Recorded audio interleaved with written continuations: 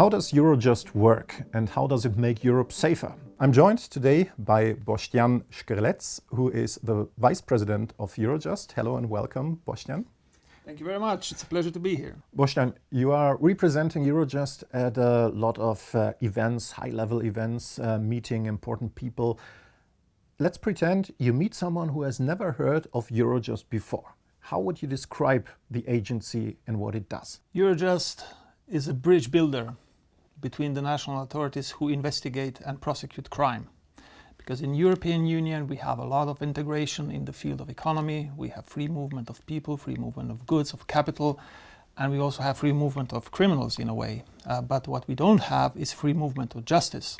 This is where Eurojust comes in, because what we provide is the bridges between national authorities investigating and prosecuting criminal activities in one country, in second country, in third country. We bring them all together to make one big group of people and provide a free movement of justice, so to say, and provide the justice done in this way. In 2022, Eurojust turned 20. So let's take a little time travel. Let's go together in a time machine and go back 20 years. Let's pretend we're in the year 2002, before Eurojust was founded. How would a criminal case with international dimensions, how would it work back then? How would it be solved? Those were very different times in the sense of judicial cooperation. 20 years back, if the country A, let's say, wanted to cooperate with country B, they would have to issue the letter of request.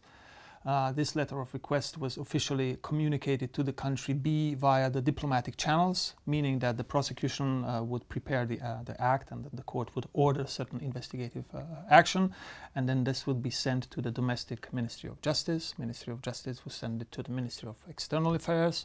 Then Ministry of External Affairs would communicate to the country B's Ministry of External Affairs. They would communicate it to the Ministry of Justice, and the Ministry of Justice would then communicate it to the judicial system in that country, only to get the message across. And we haven't yet even started with the execution of the letter. Then this letter of request would be evaluated, analyzed on a legal basis, accepted, approved or not, or some additional information would be required via the same channel of communication, and then in the end, when it would be accepted and adopted, then the execution phase would begin and the results would be communicated in a certain time via the same channel back again to the country A. So you can imagine it takes a lot of time.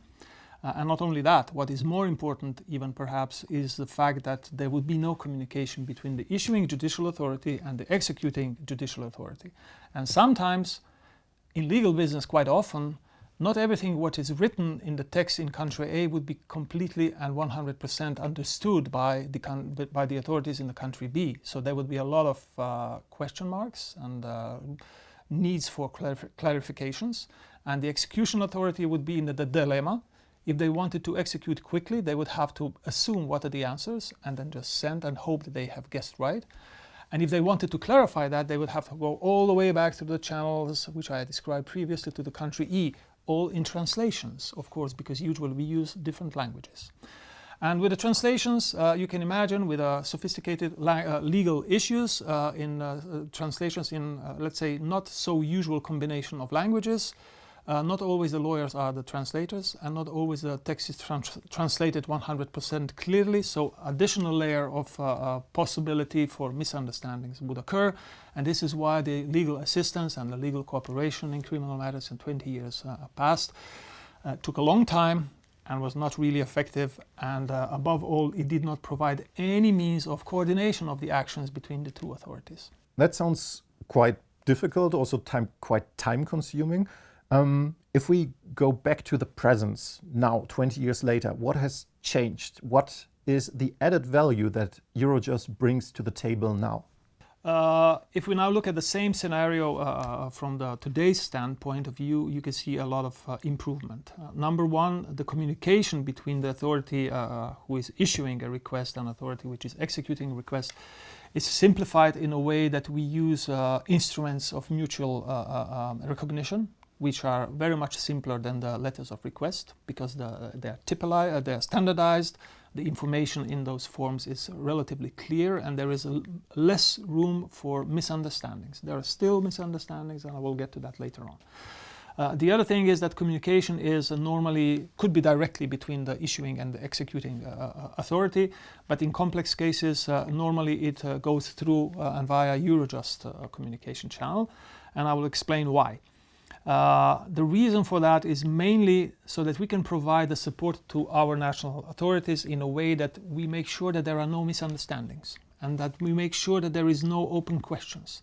If the authorities in country B, which is executing the request, have any questions, they can raise those questions with their national member at Eurojust, which is their own prosecutor, national prosecutor who understands their legal system and the questions they're asking very well. And this national member can then approach the national member at Eurojust of country A, the country which has issued the request. And they're sitting in the same building. We meet every day. We know each other personally. I am national member for Slovenia, and all my colleagues are national members for other member states of European Union. So we can sit down and discuss very easily, because I understand the issuing problems in the issuing country and what issuing country is actually trying to achieve. And my colleagues in the country B, they understand what are the problems in the execution country and what kind of questions has to be clarified. And we can solve those problems in majority cases, even without reaching back to our national authorities very quickly. It sounds like a little bit trivial, but it's not. Those communications are really important, because even if you have the communication between judicial authorities in country A and country B, it's not always easy for the practitioners, let's say, from Slovenia to communicate with practitioners in Lithuania, in a different legal systems, different legal cultures, totally different languages, and the prosecutors are communicating about really complex legal issues sometimes. And to communicate that in English or some other language is not easy. And there is always a possibility for misunderstandings and unclarities. And there is also this personal element of you do not know personally the colleague in the third country, in that country, and it's difficult from the human perspective to communicate in this type of fashion effectively. With Eurojust, we make this bridge, and the national members come together, and we know each other, and we understand our systems, and it can be solved really easy. Okay, this is what we call facilitation. Mm-hmm. This is facilitation when we make sure that existing line of communication is speed, is fast, it's effective, and there are no hiccups and there are no delays. But what is more important is coordination.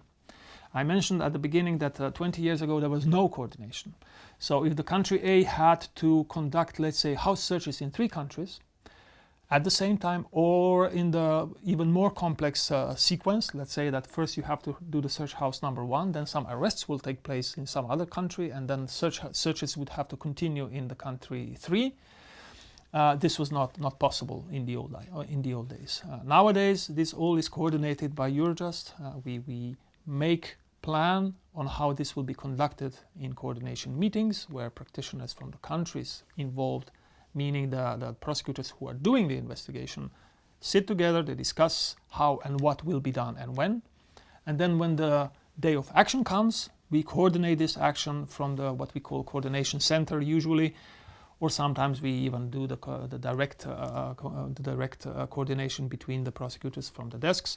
But we have this dedicated network, the dedicated platform of coordination center, where we make sure that all the sequences of investigative actions in different countries take place in exactly planned fashion, in exactly planned times, so that we do not interfere with each other's investigations.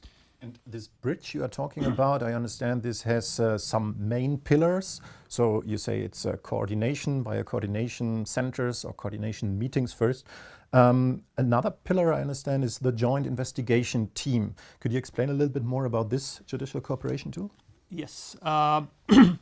When we spoke about a coordination meeting, that meant that we invite practitioners, case handlers, so to say, the decision makers, the prosecutors who are doing the investigation domestically, to sit at the same table at Eurojust, to meet their colleagues from other countries with the help of the national members who are there to facilitate the discussion and exchange information, exchange evidence, and discuss on the strategies and tactics. But this is a one-day event.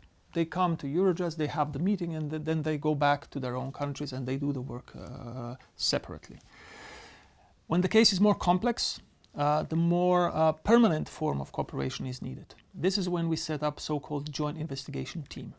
This team is a kind of international agreement, in fact, by which we determine, and the authorities in countries participating determine, that those prosecutors who are handling the cases in those 3 countries, for instance, if there are 3 countries as an example, those 3 prosecutors would form joint investigation team.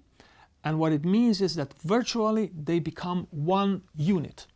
So everything which comes into that unit is the materials of that unit. So they can freely exchange those materials between themselves. They keep in touch constantly, and then continuously they coordinate their actions.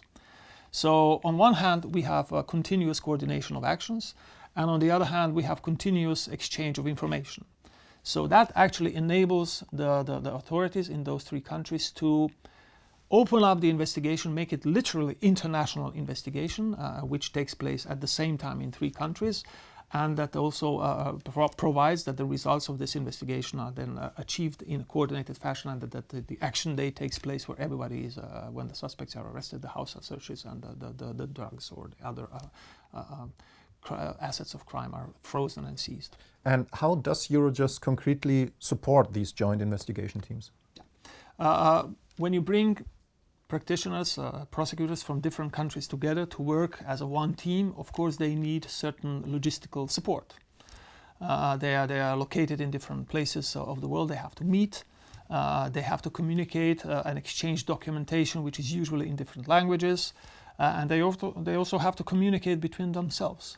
So this is where we come in as Eurojust, as an agency. We offer financial support and technical support. We offer certain technical equipment for communication. We hand out certain technical equipment for safe communication between the JIT members, JIT meaning the Joint Investigation Team members.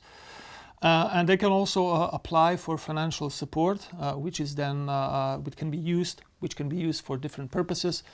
The translations of documentation, the traveling to meet, and other things, other actions related to this common joint investigation. Mm-hmm. And this is quite important for them because it relieves the pressure of this financial burden, which is always incurring when you are dealing with international cooperation, because you have to translate the documentation normally, at least in one language. And alleviates some burden of the prosecution services, because we provide certain funds for that. Okay, so a very important tool indeed. Let me stay just a little bit more on this metaphor that you had about the bridge. You're just building bridges. In order to walk across a bridge, you also need to have trust, of course. You need to trust that the people who built this bridge did a good work, and that it will, not collapse and everything will be just as planned. How does Eurojust make sure that people can have this trust? For example, when it comes to exchanging information. I mean, we're talking about criminal cases. Important information is exchanged in these meetings. How can you secure this trust? Trust is the foundation on which everything is built in respect to the judicial cooperation in criminal matters, because you cannot really make your partner to do something, and even if you could, this is not the way to cooperate as partners. There are several aspects of this trust building which Eurojust provides. First and foremost, I would say, is this personal approach with coordination meetings, where we invite the colleagues from other countries to actually come and sit and meet at Eurojust with other colleagues from other countries. This is important because they meet in person, and they can also have this informal interaction during the coffee breaks within these meetings and so on. And those meetings are translated live in their own languages, so in the languages of all participating members who are participating in the meeting. So everybody can use his or her own native language. That's very important to make people at ease. And when people are at ease, when they are comfortable discussing, they can also engage in the interaction with their colleagues from other countries. And when they engage at this personal level, in person, in their own language, they see that the colleagues on the other side are also judicial authorities, representatives, but they are also human. They are normal human beings, and when they establish this personal interaction with them, it's very easy to start trusting each other. And then there's an additional element in the form of national members. In preparation of the meeting, let's say in exchange of means when we do not have those coordination meetings, it is the mere fact that the national member is representing the national authorities and has a direct link to them. When an issue comes up, we discuss matters very clearly. We are professionals. We understand our responsibilities, and we make sure that our partners, when I meet with another member, a national member of another country, I make it very, very clear what are the problems that we are seeing and what are the problems or the requests that I have towards my own national authorities, and I can explain the reasons for it so that my colleague can understand what is behind it. So everything is transparent, and then we trust each other. So when you combine all those elements, there is a strong element of this personal trust that Eurojust can provide and does provide. And there is, of course, also the technical levels of safety that we provide, because those meetings that I was referring to many times take place within Eurojust, within the secure area, where there is no danger of any kind of interception of communication or anything like that. So it's a safe environment.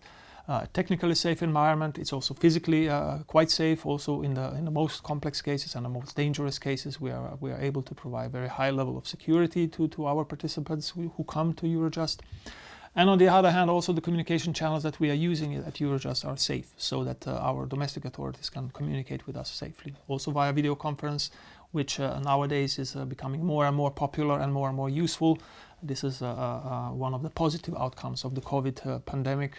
We have learned to facilitate, to use and make use of this new technical means, which we were a little bit apprehensive at the beginning because it kind of eliminates this direct human interaction.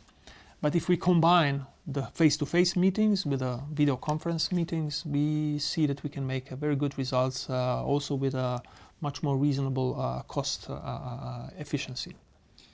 Now that we've talked about the tools of Eurojust, let's have a look at the crimes themselves.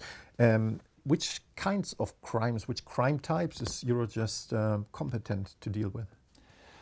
We are basically competent of dealing with all most dangerous types of international crime or transborder crime. In everyday life, that would translate to most frequently frauds, which are committed at the international level, followed by drug trafficking cases, arms trafficking cases, terrorist cases, and cases like that. So organized crime usually, which extends to more than 2 countries of the European Union. Earlier you already said that everything is about bringing people together, about collaborating, about partnerships basically. Who are the most important partners that Eurojust works with?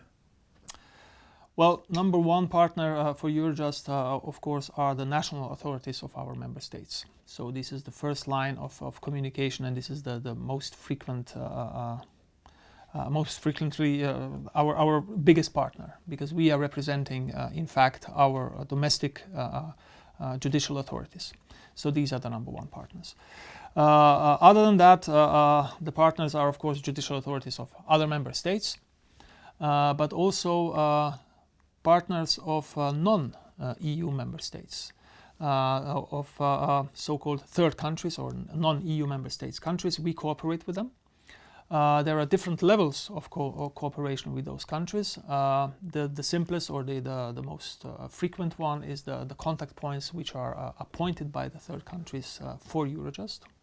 And we have the network of more than 50 of such contact points across the globe.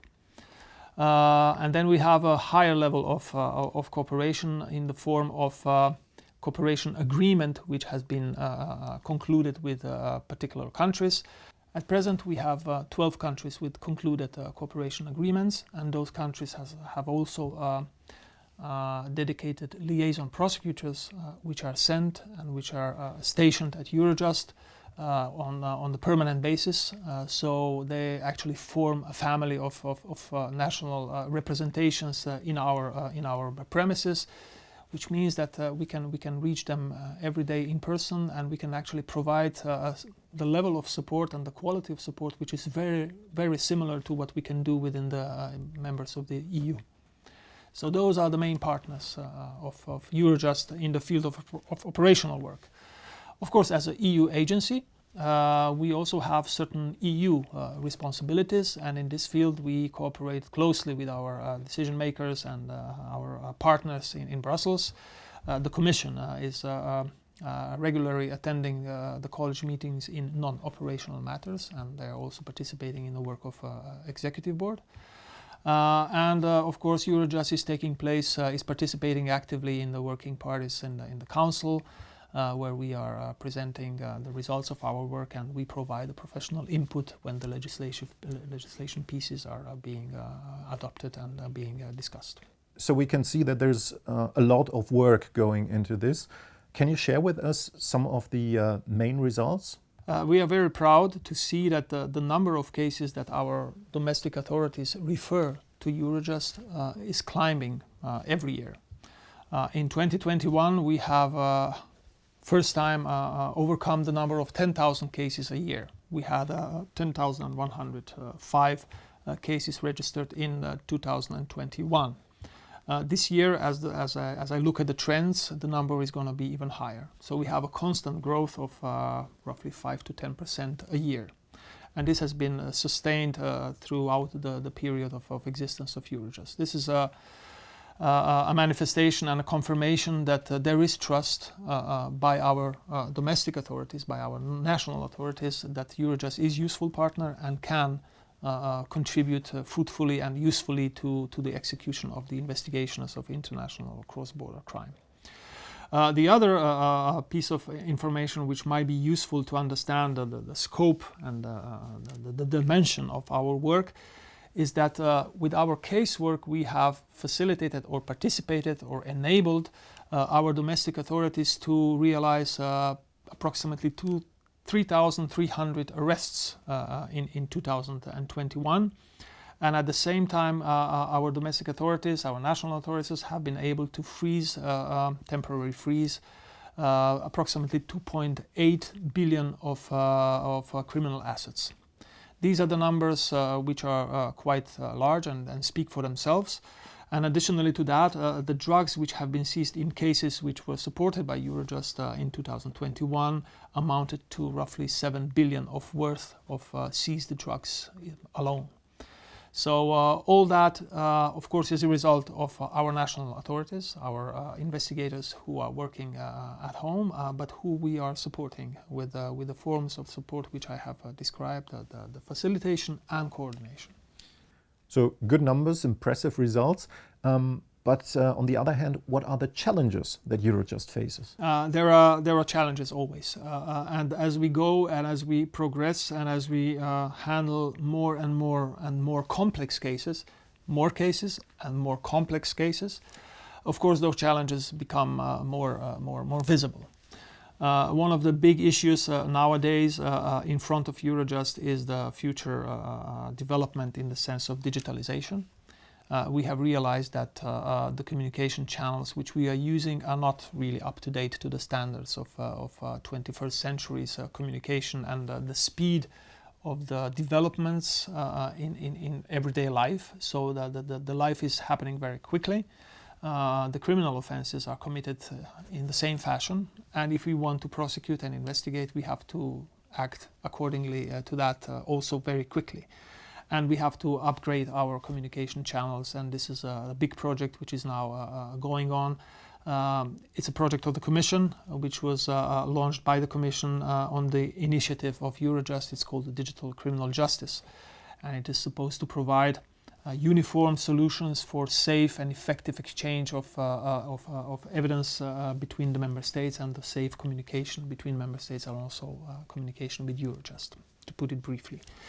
Other big topic which is very in the forefront of current activities at Eurojust are of course the activities related to the conflict in Russia, in Ukraine. In this respect, the Eurojust regulation has just been updated, amended, in the beginning of summer, and Eurojust was entrusted with setting up a database on core international crime.